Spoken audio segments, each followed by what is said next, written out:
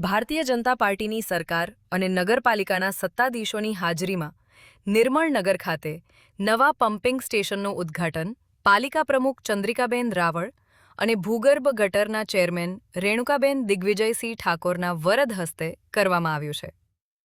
આ વિસ્તારમાં લાંબા સમયથી ગટરના પાણી ઉભરાવા અને ગંદકી ફેલાવાની ગંભીર સમસ્યાઓ જોવા મળતી હતી।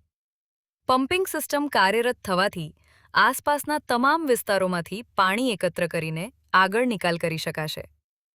આ વિકાસ કાર્યો માટે 150 કરોડ રૂપિયાની ગ્રાન્ટ ફાળવવામાં આવી છે, જે અંતર્ગત એસટીપી, ડબ્લ્યુટીપી અને અન્ય મહત્વપૂર્ણ પ્રોજેક્ટ્સનો સમાવેશ થાય છે। નિર્મળનગરનું પમ્પિંગ સ્ટેશન એ આ સમગ્ર યોજનાનો પ્રથમ તબક્કો છે। આજરોજ આ નિર્મળનગરના પમ્પિંગનું ઉદ્ઘાટન કરવામાં આવ્યું છે। જે નિર્મળનગરનું પમ્પિંગ આજુબાજુના બધા વિસ્તારોનું જે ડ્રેનેજનું પાણી ગટરનું પાણી આવી રહ્યું છે અને જે સમસ્યાઓ અત્યાર સુધી ઊભી થતી હતી એ સમસ્યાઓનો હલ આવી જશે।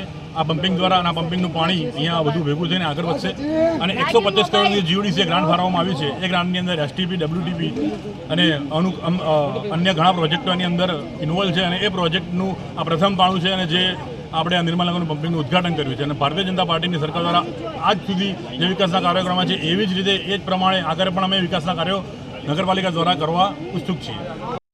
પમ્પિંગ શરૂ થતાં ગટર ઉભરાવાની શક્યતાઓ નહિવત થઈ જશે અને પાણીના સતત નિકાલથી ગંદકી પણ દૂર થશે।